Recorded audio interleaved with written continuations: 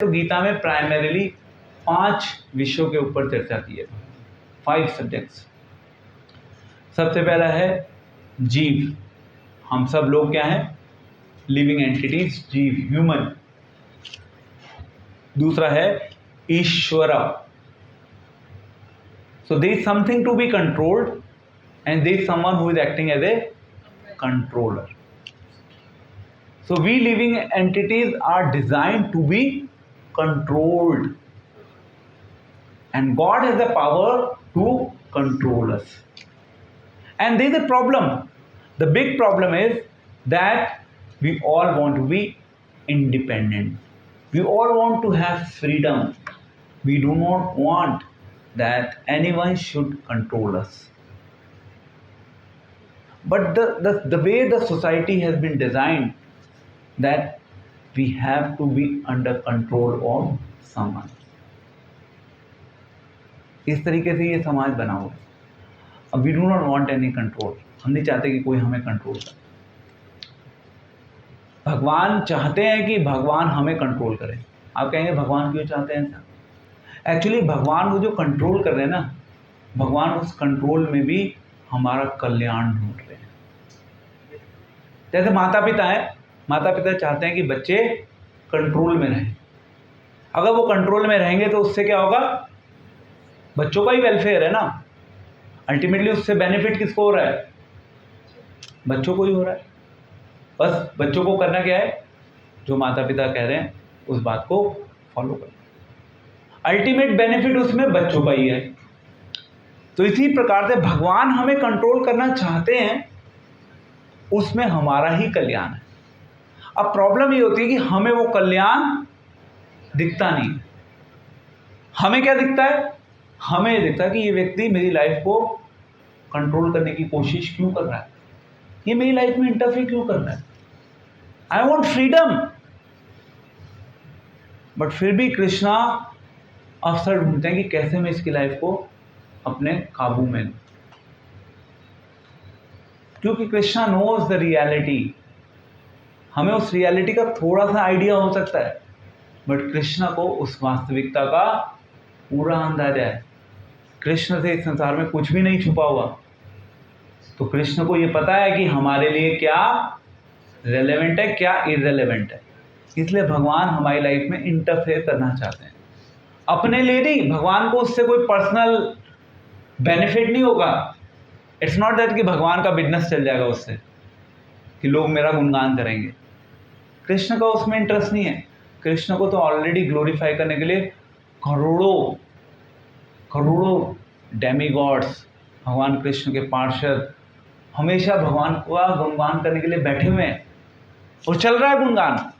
तो भगवान कृष्ण जो भी करना चाहते हैं हमारी लाइफ में आकर, वो हमारे ही कल्याण के लिए करना चाहिए. ईश्वर क्या कर रहे हैं? सब चीज़ों को कंट्रोल कर रहे हैं, हमारी लाइफ को भी कंट्रोल कर रहे हैं. हमारे आसपास क्या क्या चल रहा है उसको भी कंट्रोल कर रहे हैं.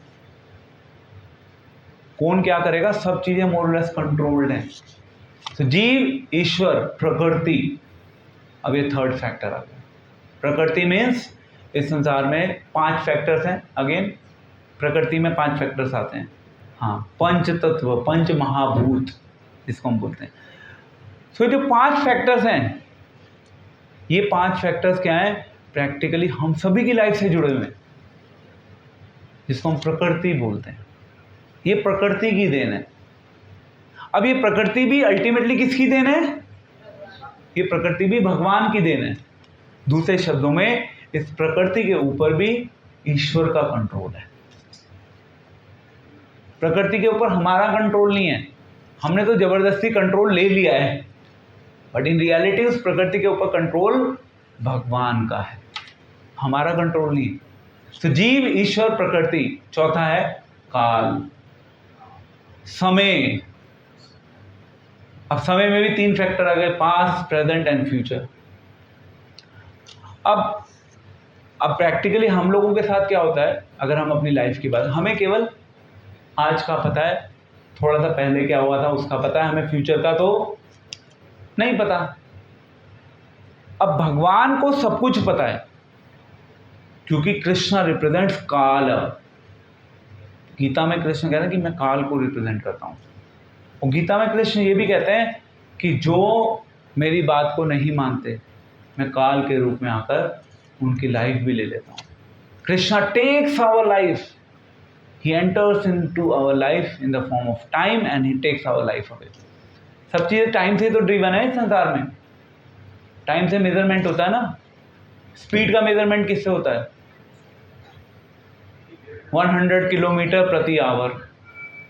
कभी आप वृंदावन जाएंगे, everything in life is driven by the time factor. एक बहुत सोचने का विषय है।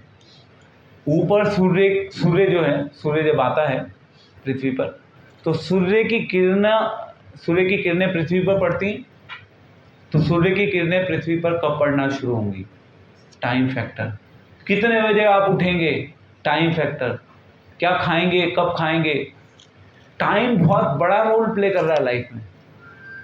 हमारे जीवन से लेकर मृत्यु काल तक क्या है बीच में? समय। हम सब प्रैक्टिकली देखें तो हम सब का टाइम जो है निर्धारित है, फिक्स है टाइम। टाइम एक सिग्निफिकेंट रोल प्ले कर रहा है हमारी लाइफ में। Krishna is that time. Krishna के पास उस टाइम का पूरा कंट्रोल।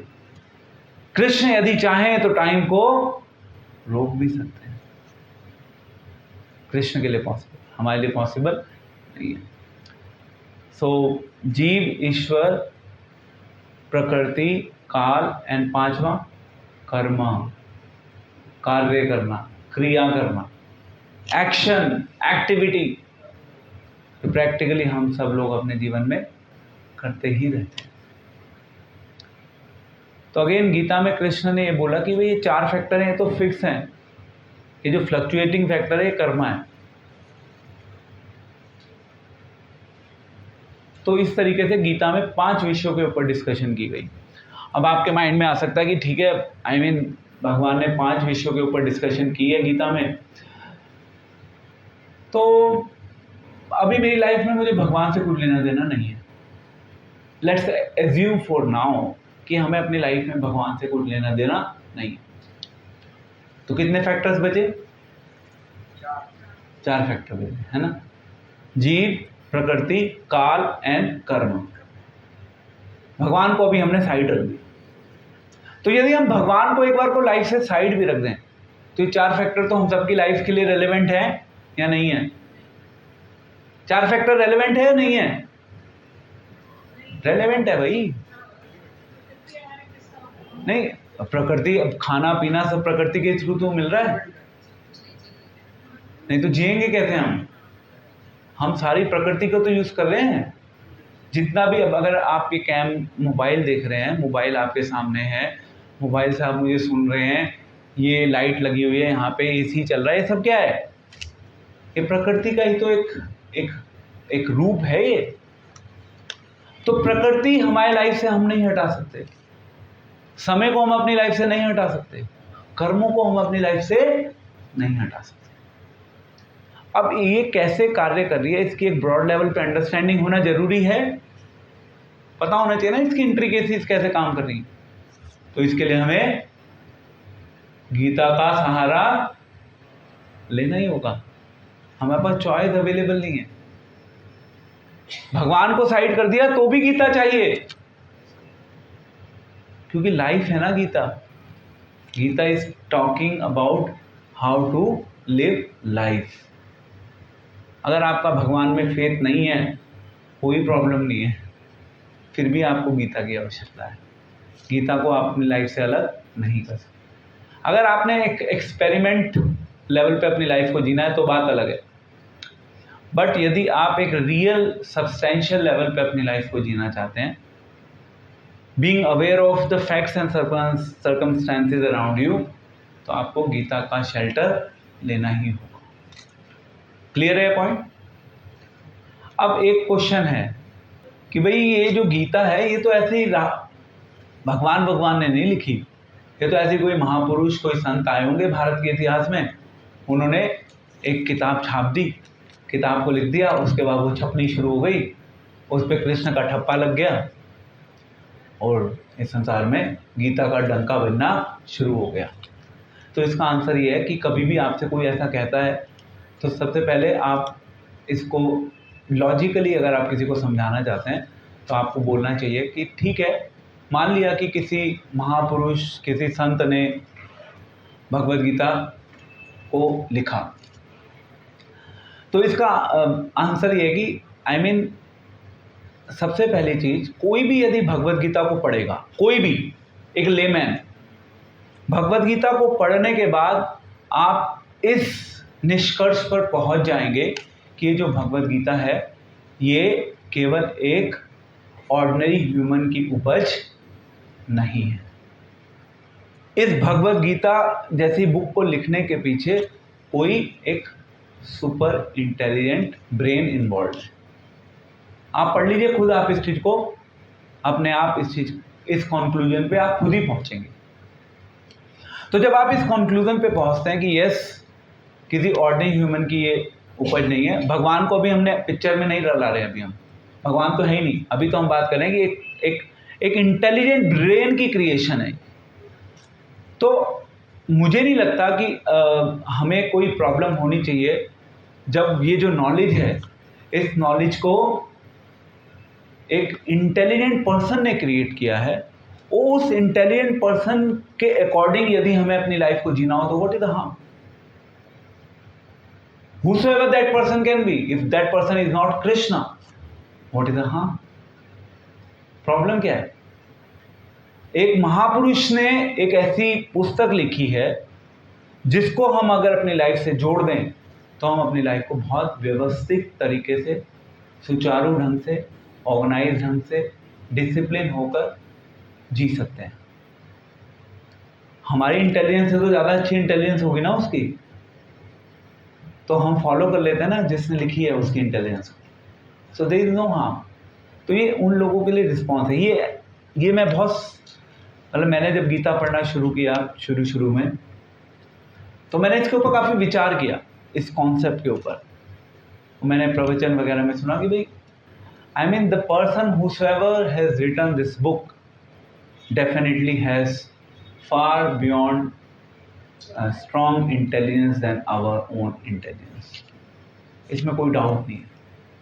आप ट्राई कर लीजिए, बस उसके लिए आपको ट्राई करना होगा, उसके लिए आपको बुक खोलनी होगी। जब आप पढ़ना शुरू करेंगे तो आपको पता चलेगा कि ये एक ऑर्डिनरी ह्यूमन की क्रिएशन नहीं है, किसी सुपर ह्यूमन की है। बट यस, अगर आप उसको फर्दर डिटेल में जाएंगे तो आपको पता चलेगा यस, वो सुपर ह्यूमन कौन है? वो अल्टीमेटली भगवान ही है। सो ये कन्विंसिंग है, इट मेक सेंस।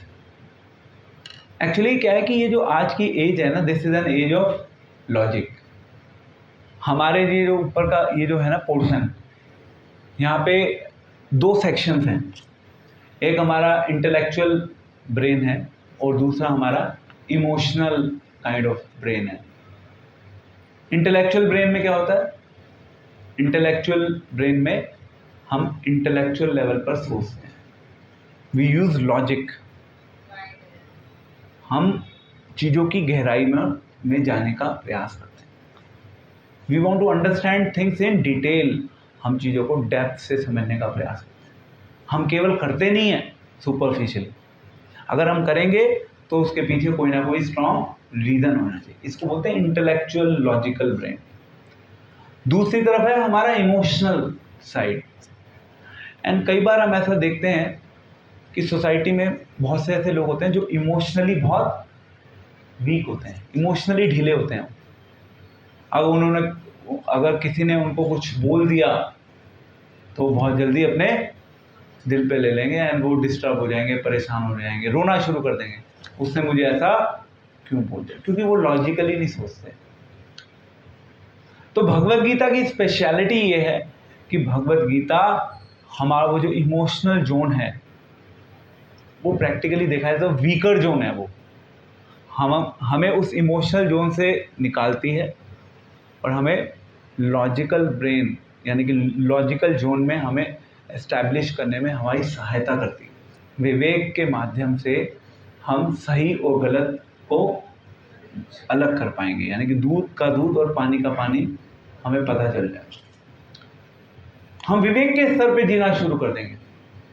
हम इमोशनली नहीं जिएंगे इस संसार में, क्योंकि यदि आप इस संसार में इमोशनली जीने की कोशिश करोगे तो आप बहुत जल्दी हर्ट हो जाओगे। आपके इमोशंस की कोई वैल्यू नहीं है। Nobody is interested in your emotions. किसी को कोई फर्क नहीं पड़ता आप कितने दुखी हो रहे हो, कितना जी रहे हो, कितना मर रहे हो। Nobody is interested. आपके इमोशंस इंपॉर्टेंट नहीं है लोगों के लिए। तो फिर आपको पता चलेगा कि मेरे इमोशंस को तो यार कोई कदर ही नहीं कर रहा, तो फिर मैं इमोशनल प्लेटफॉर्म पे क्यों जीऊं? Let me live logically, let me live with my own विवेक। मैं अपने विजडम से जीऊंगा इस संसार में। मैं जब अपने विजडम से जीऊंगा तो मुझे कोई डिस्टर्ब नहीं कर पाएगा। विजडम चाहिए लाइफ में जीने के लिए। गीता एक वो यूनिक विजडम हम सभी को ऑफर करती है। हम उस विजडम, हम उस विवेक के साथ इस संसार में कैसे जिएं, भगवत गीता हमें उसकी ट्रेनिंग देती है। एंड लॉन्ग टर्म में हम सब लोग रियलाइज करेंगे जितने हम ज़्यादा इमोशनल होंगे उतना हमारी लाइफ डिस्टर्ब नहीं होगी। तो इमोशनल जो जोन है हमारे इस ब्रेन में, उसको थोड़ा सा साइड रख के जीना है। तो इसके लिए गीता को अपनी लाइफ से एम्ब्रेस करना ही होगा। And then again the next question फिर से आता है कि भाई ओके फाइन प्रभु जी, बहुत चीज़ें हो गई, आज के समय में गीता रेलेवेंट क्यों है? बहुत सारे पॉइंट्स हैं ये, and it's a very detailed subject. आज के समय में गीता इसलिए रेलेवेंट है क्योंकि हम देख रहे हैं कि आज की सोसाइटी में हम सब लोग धीरे धीरे इम्पर्सनल होते जा रहे हैं। इम्पर्सनल का मतलब ये है कि आज के समय में प्रैक्टिकली रिलेशनशिप्स की कोई वैल्यू नहीं है। हम में से कोई भी सामाजिक नहीं होना चाहता ज़्यादा। धीरे धीरे सब लोग क्या है, अपने ही जोन में रिजर्व रहकर अपनी लाइफ जीना चाहते हैं। लोग नहीं चाहते कि उनकी लाइफ में कोई इंटरफेयर करे। वो अपनी लाइफ के सीक्रेट किसी को रिवील करना नहीं चाहते, क्योंकि प्रैक्टिकली समाज में लोगों को ना तो अच्छे मित्र मिलते हैं, कोई कुछ समय के लिए अच्छा मित्र होता है, उसके बाद उसे उस मित्र से धोखा मिल जाता है तो वो उससे अलग हो जाता है। फिर वो सोचता है कि लाइफ ने हमें ऑलरेडी बहुत कुछ सिखा दिया, इस संसार में सब मतलब ही हैं, किसी को किसी से कुछ लेना देना नहीं है, हम अपनी लाइफ जिएंगे अपने अकॉर्डिंग। तो गीता की स्पेशलिटी ये है कि गीता हमें ट्रेन करती है। जैसे समाज में लोग इस तरीके से जी रहे हैं, तो हम अपने आप को अंदर से कैसे स्ट्रॉन्ग करें, क्योंकि ऐसे में स्ट्रॉन्ग होना बहुत ज़रूरी है। लोगों की कदर नहीं है आज के समाज में। सामने वाला कहाँ जा रहा है कहाँ नहीं जा रहा है किसी को कोई मतलब नहीं है। सबका अपना संसार है। एक तो मोबाइल वाला संसार है। आई रिमेंबर माई डेज जब मैं मेट्रो में गुड़गांव जाता था, जॉब करता था गुड़गांव में। तो ये मैं बात कर रहा हूँ कम से कम 7-8 साल पहले की। तो मैं जॉब करने के लिए गुड़गांव जाता था मेट्रो में बैठ के, और मैं देखता था मेट्रो में how people are sitting and talking. मतलब हमारी तो ऑब्जर्व करने की एक प्रवृत्ति होती है ना, we like to observe what's really going around. Practically हम देखते थे, मतलब मैं अगर मेट्रो में इस सीट पर बैठा हूँ और मेरे सामने सीट पे अगर 6 लोग बैठ पाते हैं, 6-7 लोग बैठ पाते हैं सामने वाली सीट पे, अब वो सामने बैठे हैं वो सब प्रैक्टिकली सभी मोबाइल में लगे हुए। हर व्यक्ति मोबाइल में लगा हुआ है मेट्रो में। You can see this happening. And मतलब अपने आप में एक गंभीर विषय है। आई मीन लोगों को कोई परवाह नहीं है, बट अगर हम एक सामाजिक दृष्टिकोण से इस विषय के ऊपर विचार करें तो इट्स ए प्रॉब्लम, क्योंकि सब लोग अपने ही कोकून में अपने जीवन को जीना चाहते हैं। सामने कौन मर रहा है, किसको हार्ट अटैक आ गया मेट्रो में, they are hardly bothered. Is it true और नो? आप लोग एक्सपीरियंस करते होंगे, क्योंकि सब लोगों ने अपना जोन बना लिया है। This is called the wave of impersonalism. लोग सोशल नहीं होना चाहते। लोगों के गिने चुने मित्र होते हैं बस, उससे आगे वो अपने दायरे को एक्सपेंड नहीं करना चाहते। अरे ठीक है भैया, बहुत है, ज़्यादा लोगों के चक्करों में मत पड़ो, अपनी दुनिया है, अपने अनुसार जिएंगे, ज़्यादा लोगों को अपनी लाइफ में इन्वॉल्व नहीं करेंगे।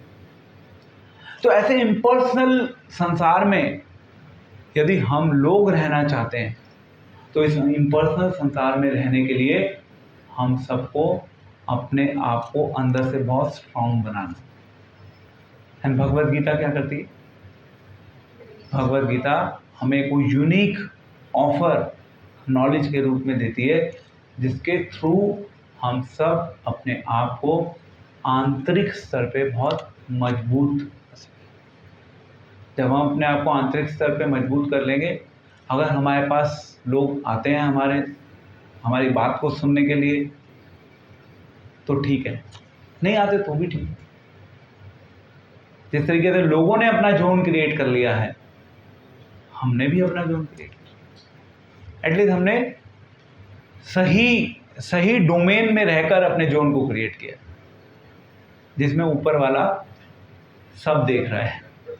हमारा जोन भगवान से कनेक्टेड है, सो हमारा जोन सेफ है। और हमें इसमें भी कोई प्रॉब्लम नहीं है कि यदि कोई व्यक्ति हमारे इस जोन में इंटरफेयर करता है, हम तो वेलकम करते हैं, आ जाओ भैया। क्योंकि ये जोन जो है ना, ये जोन किसी एक व्यक्ति विशेष की संपत्ति नहीं है। ये तो एक ओपन सीक्रेट है, जो भगवान ने सभी को दे दिया। जब भगवान ने वो सबको दिया है अवसर, तो हम अपने आप को एक सिक्रेटिव जोन में क्यों रखें? अगर कोई आगे आना चाहता है, सुनना चाहता है, जानना चाहता है, we are more than ready to welcome that person. हम तो उस पर्सन का स्वागत करते हैं कि आप आइए, आप भी अपने आसपास भगवान की नॉलेज का जोन क्रिएट कीजिए। ये है स्पेशलिटी ऑफ भगवद गीता। इसलिए भगवद गीता आज के समय में ज़्यादा रेलेवेंट हो गई। अब देखिए ना, पहले हमारे भारत देश में जॉइंट फैमिली का कॉन्सेप्ट था। बड़े बड़े परिवार होते थे, 15-20 मेंबर तो सब ऐसे ही साथ में रह लेते थे। हमने देखी है वो लाइफ, जॉइंट फैमिली सिस्टम। अब जैसे जैसे हम एडवांस हो रहे हैं, जॉइंट फैमिली सिस्टम आउट हो गया, न्यूक्लियर फैमिली सिस्टम आ गया। मैक्सिमम कितने लोग हैं घर में? 3 लोग हैं, 4 लोग हैं मैक्सिमम। उससे ज़्यादा तो घर में जगह है, और घर में जगह भी होगी तो माइंड में जगह नहीं है बाकी लोगों को एकोमोडेट करने की। तो न्यूक्लियर फैमिलीज के कॉन्सेप्ट बहुत ज़्यादा प्रेवलेंट हो गए। अगेन वही इम्पर्सनल संसार बन गया, हमारा छोटा सा संसार। हम उस छोटे से संसार में ही फंसे रह जाते हैं।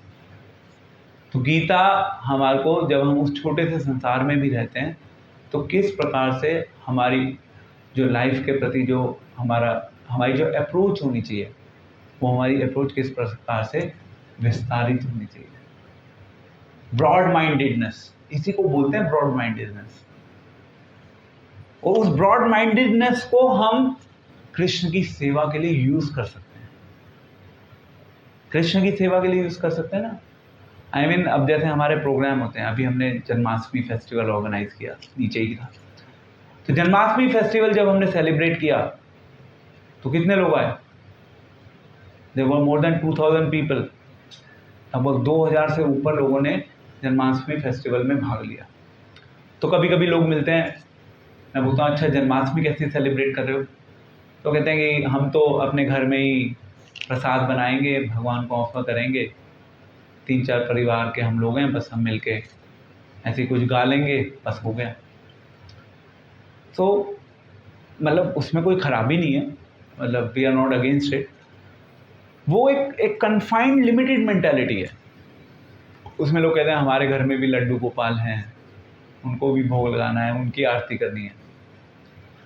But it's a very limited kind of mentality, एक बहुत संकीर्ण विचारधारा है इन ए वे, क्योंकि आप अपने ही कोकून में फंसे हुए हो। आप बड़े स्तर पे नहीं सोच पा रहे। जब आप 50 लोग मिलके उस चीज़ को सेलिब्रेट करेंगे तो एनर्जी अलग ही होगी, उत्साह अलग ही होगा। एंड उससे हम सबको और ज़्यादा प्रेरणा मिलेगी अपने आप को भगवान में रमाने की। This just one point I am just giving an example कि कैसे संसार में लोग धीरे धीरे इम्पर्सनलिज्म की ओर मूव कर रहे हैं। पहले के समय में क्या होता था, अभी तो चलो फ़ोन से ही सब कुछ हो जाता है ना। पहले के समय में क्या होता था, फ़ोन तो थे नहीं पहले। अब अगर आपको किसी से बात करनी है तो उसके लिए क्या करना होगा, उसके घर जाना पड़ेगा भाई, या टेलीग्राम भेज दोगे मैक्सिमम, चिट्ठियाँ तो चली जाती थी पहले भी। बट टू से आप घर जाना चाहते हैं, घर पे जाकर आप थोड़ा समय व्यतीत करेंगे उस व्यक्ति के साथ, उससे संबंध भी क्या होगा, स्ट्रांग बनेगा, मजबूत होगा। बट आज तो सब कुछ व्हाट्सएप मैसेज के जरिए हो जाता है, ज़रूरत ही नहीं है। बर्थडे विश करना है, just send a message, happy birthday, हो गया birthday celebrate. This is the kind of society that we live in today. Who has time to call up and just speak over phone? We don't have time, just send a message, हो गया compliance. This is called impersonalism. ये impersonalism ऐसे हमारी life में प्रवेश करता जा रहा है, घुसता चला जा रहा है अंदर तक, और हमें ही खा रहा है वो। And it's not good. ये पूरा वेस्टर्न कल्चर है। वेस्टर्न वर्ल्ड में सब लोग अकेले पड़े रहते, किसी को कोई परवाह नहीं है किसी, मतलब I know in western life एक एज के बाद एक बच्चा भी अपने माता पिता के साथ नहीं रहता। कल्चर ही ऐसा है। सामने बड़ा घर बना के रह लेंगे, साथ में नहीं रहेंगे, और ये वाला घर बहुत बड़ा होगा, फिर भी साथ में नहीं रहेंगे। If you really go into the deep of the western lifestyle, you will come to know that the Western lifestyle is not happy, satisfying, and a contented lifestyle. That concept does not exist there. They have a lot of vacuum from inside. They are severely missing something critical, precious, valuable, and important in their life. And they also don't know how to deal with this situation, because they are living in that culture only from the beginning. Nobody gave them that training or that thought कि ये जो life है बिल्कुल बकवास है. At least we have got this opportunity being into the Indian lifestyle, that we know that the Western lifestyle, Western mentality, the way the Westerners live, their lifestyle is not healthy lifestyle.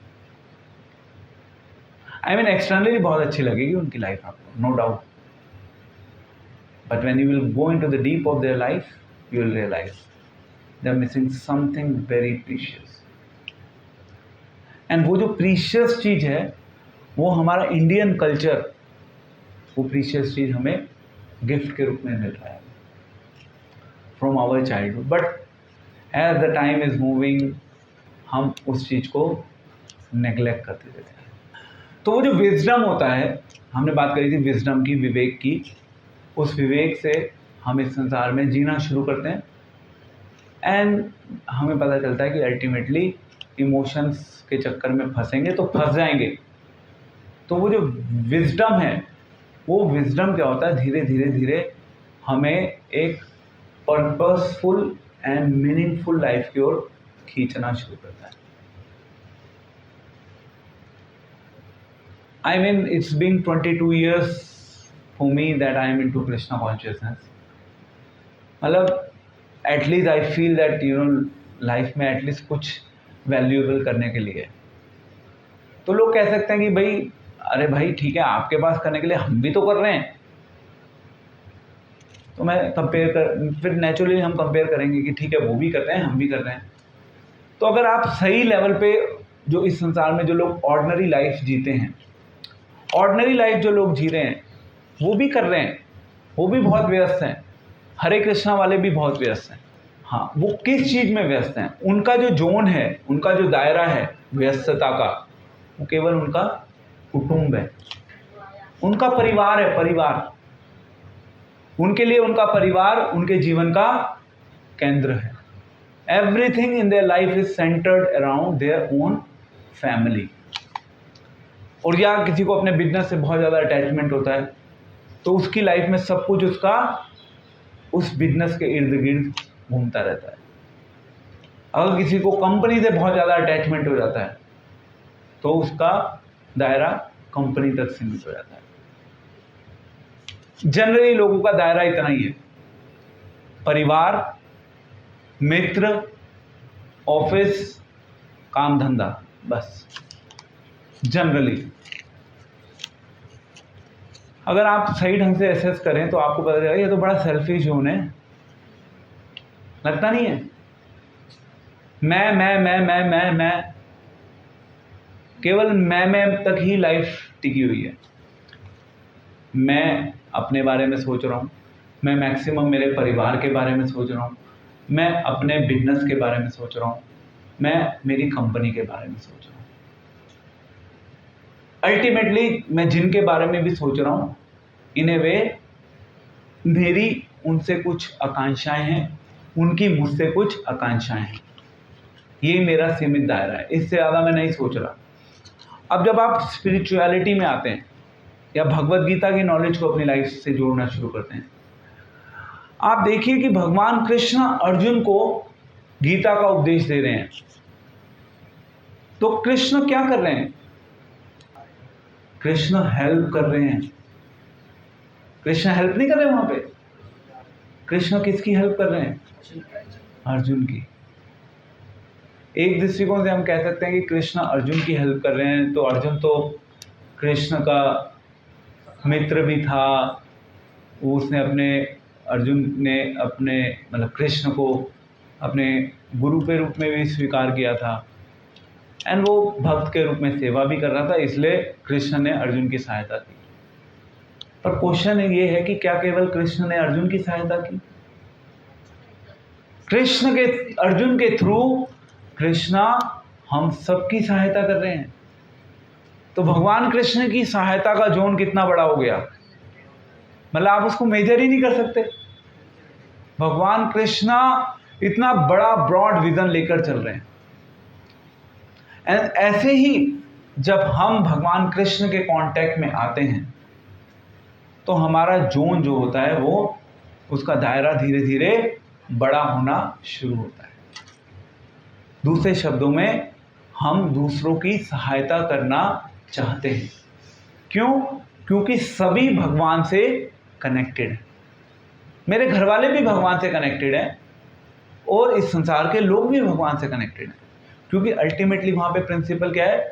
Vasudev कुटुंबकम। ये पूरा संसार किसका है? भगवान का है, वासुदेव का है। ये पूरा कुटुंब जो है अल्टीमेटली पूरा घर किसका है? भगवान का है। क्योंकि पूरा घर भगवान का है तो प्रैक्टिकली देखा जाए तो सब भगवान से जुड़े हुए हैं। जो लिमिटेड मेंटालिटी से अपनी लाइफ को जीता है उसको लगता है कि यार मेरे परिवार के सदस्य मुझसे जुड़े हुए हैं, मुझे उनका टेक केयर करना है, बस यही मेरी लाइफ है। This is called selfish zone. Krishna wanted that we come out from the selfish zone to the selfless zone. उसके लिए the concept of helping others, serving God by serving humanity that comes into the picture. अभी हम सब लोग अपनी help चाहते हैं ना, in a way. First rule is कि we want to be helped. हम चाहते हैं कि हमारी कोई सहायता करे। जब हमें पता चलता है कि यस हमारी सहायता हो रही है, अब हमें दूसरों की सहायता करनी है, तो फिर वो धीरे धीरे अपनी कॉन्शियसनेस का विस्तार करता है। फिर वो दूसरों की हेल्प करने के लिए वो अपनी लाइफ का समय देता है। एक्चुअली इस संसार में देखा जाए ना, जो रिलेशनशिप्स होती हैं ना, वो रिलेशनशिप्स इन ए वे टाइम फैक्टर से कनेक्टेड है। डू यू अग्री और नो? आप जिस संबंध को जितनी मूल्यता देते हैं उसके अकॉर्डिंग आप उस संबंध को समय भी देते हैं। अगर आपकी लाइफ में वो रिलेशनशिप इम्पॉर्टेंट है तो आप उसके लिए समय देंगे। लाइकवाइज यदि आपके लिए आपका भगवान के साथ कनेक्शन, संबंध इम्पॉर्टेंट है, तो आप क्या करोगे? भगवान को टाइम दोगे। अगर आपका कनेक्शन नहीं है, बहुत लिमिटेड रिलेशनशिप है, आप 5 मिनट में फिनिश कर दोगे बिजनेस। बट अगर आपका संबंध स्ट्रांग है तो आप 5 मिनट वाले चक्कर में अपने आप को नहीं फंसाओगे। फिर क्या करोगे आप अपनी लाइफ में 24 घंटे भगवान के लिए देने को तैयार हो जाएंगे। फिर आपको 24 घंटे भी कम लगने शुरू हो जाएंगे, बिकॉज आप जानते हैं कि कृष्ण ही मेरी लाइफ के आराध्य हैं, और यदि मैंने अपनी लाइफ का टाइम कृष्ण को दिया तो कृष्ण के मिशन को पूरा करने के लिए, जो कृष्ण का मिशन है कि भाई इस संसार के लोग कृष्ण का स्मरण करें, सदैव कृष्ण का स्मरण करें, कभी कृष्ण को भूलें ना, वो कृष्ण का जो मिशन है, मुझे कृष्ण के उस मिशन को पूरा करने में कृष्ण की छोटी सी सहायता करनी होगी। ये मेरी ऑफरिंग है भगवान के लिए, ये मेरी सर्विस है भगवान के लिए। फिर मैं अपना टाइम अकॉर्डिंगली उस दिशा में अपनी लाइफ का टाइम में देना शुरू कर दूँ। This is Krishna consciousness. तो relationships are driven by the time factor too. ये पॉइंट क्यों आया था? अच्छा, ये पॉइंट इसलिए आया था, सेल्फिश जोन से हमें सेल्फलेस जोन की ओर जाना हो। एंड भगवत गीता में कृष्ण ने वो सेल्फलेस जोन जो है, हेल्पिंग अदर्स, उसकी इम्पोर्टेंस कृष्ण ने एस्टैब्लिश की। कृष्ण एक इतनी डिफिकल्ट प्लेस पर खड़े होकर अर्जुन को गीता का उपदेश दे रहे, because Krishna understand the urgency of the situation, and उस अर्जेंसी में कृष्ण ने अर्जुन को हेल्प ऑफर की। तो first is we need to be helped, and then definitely हमें दूसरों की सहायता करनी होगी। हमारी हेल्प हो जाएगी, हमें पता चल रहा है कि हमारी हेल्प हो रही है। अगर हमें ये पता चल रहा है कि हमारी हेल्प हो रही है, तो what would be the outcome? We will start helping others, but we have to actually come to this point that yes, हमारी सहायता हमारी लाइफ में हो रही है। अगर हमें ये नहीं दिख रहा अभी, तो फिर तो एक बहुत बड़ा मिसिंग लिंक है। कृष्ण हमारी हेल्प कर रहे हैं, कृष्ण हमें एक यूनिक ऑफर दे रहे हैं, एंड वो एक बहुत बड़ा प्रोपोजिशन है अपने आप में, जिसकी शायद वैल्यू अभी समाज में लोग एटलीस्ट नहीं कर पा रहे। एटलीस्ट हम तो उसकी वैल्यू करना शुरू करें। Let's forget what people think in this world. हमें संसार के लोगों की मेंटालिटी क्या है, हम उसको लेके कंसर्न जरूर होते हैं, बट हम ये इंश्योर करते हैं कि हम इस संसार के लोगों की उस मेंटालिटी से, जिस मेंटालिटी में लोगों ने भगवान को अपने जीवन से दूर कर रखा है, हम कंसर्न हैं, बट हम अपने आप को उस मेंटालिटी में नहीं डालेंगे। समझ रहे हैं आप पॉइंट? समाज में क्या चल रहा है, हमें उसकी सूचना है, we are aware about it, we are concerned about it, but we do not want to be impacted by what's going on in this world. This world is a nonsense. Whatever is happening in this world is nonsense. And somehow, unfortunately, people are not ready to accept what is reality. We are understanding that as a problem, and we are concerned about that problem, but we do not want to be implicated with that problem. It is people's problem that they have not been able to understand that reality. At least we have got this opportunity to understand the reality. Let people not understand the reality. It's their problem. Why we should put that baggage of their problem on our head? We just come out to help others. Now whether people want to be helped or not, it's their life. They have to decide. We may try to change our strategy to help others, but at the end of the day, the choice is theirs. Whether they want to be helped or not, the decision is theirs, not ours. It's their decision. They have to decide what they want and what they do not want. Hare Krishna.